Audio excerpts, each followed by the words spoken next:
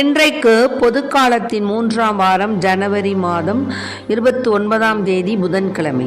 இன்று தேவன் நமக்கு தரும் ஜீவநீர் ஊற்றான இறை வார்த்தைகள் புனித மார்க் எழுதிய நற்செய்தி இயல் 4 இறை வார்த்தைகள் 1-10 முடிய. அக்காலத்தில் இயேசு மீண்டும் கடலோரத்தில் கற்பிக்கத் தொடங்கினார். மாபெரும் மக்கள் கூட்டம் அவரிடம் ஒன்று கூடி வர அவர் கடலில் நின்ற ஒரு படகில் ஏறி அமர்ந்தார். திரண்டிருந்த மக்கள் அனைவரும் கடற்கரையில் இருந்தனர். அவர் ஓமைகள் வாயிலாக பலவற்றை அவர்களுக்கு கற்பித்தார். அவர் அவர்களுக்கு கற்பித்தது, இதோ கேளுங்கள். விதைப்பவர் ஒருவர் விதைக்கச் சென்றார். அவர் விதைக்கும் பொழுது சில விதைகள் வழியோரம் விழுந்தன. பறவைகள் வந்து அவற்றை விழுங்கிவிட்டன. சில விதைகள் மண்ணில்லா பாறை பகுதிகளில் விழுந்தன. அங்கே மண் ஆழமாக இல்லாததால் அவை விரைவில் முளைத்தன. ஆனால் கதிரவன் மேலே எழ அவை காய்ந்து வேர் இல்லாமையால் கருகி போயின. மற்றும் சில விதைகள் முட்செடிகளிடையே விழுந்தன. முட்செடிகள் வளர்ந்து அவற்றை நெருக்கி விடவே அவை விளைச்சலை கொடுக்கவில்லை. ஆனால் இன்னும் சில விதைகள் நல்ல நிலத்தில் விழுந்தன. அவை முளைத்து வளர்ந்து சில 30 மடங்காகவும் சில 60 மடங்காகவும் சில 100 மடங்காகவும் விளைச்சலை கொடுத்தன. ஆண்டவரின் அருள்வாக்கு. கிறிஸ்துவே மக்கு புகழ். ஆண்டவரே ஆண்டவரே என்னாய எனக்கேதும் குறையில்லையே. எனக்கேதும் குறையில்லையே. எனக்கென்றும் குறையில்லையே. ஆண்டவரே ஆண்டவரே என்னாய எனக்கேதும் குறையில்லையே. பசும் புல்வெளி மீது இளைப்பாற செய்வார்.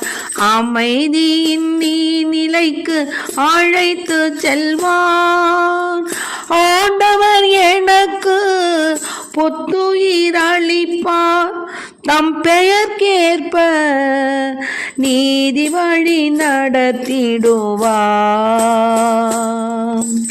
ஆண்டவரே ஆண்டவரே என்னாய எனக்கேதும் குறையில்லையே.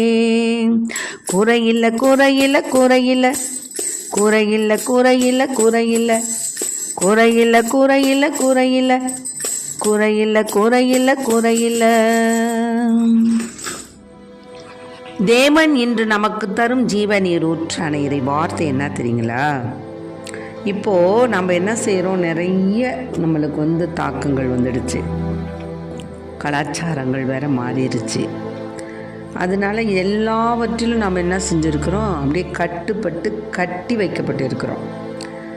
நமக்கு மனசாட்சியாக செயல்படும் விதை என்ன தெரியுங்களா? இறை வார்த்தை தான்.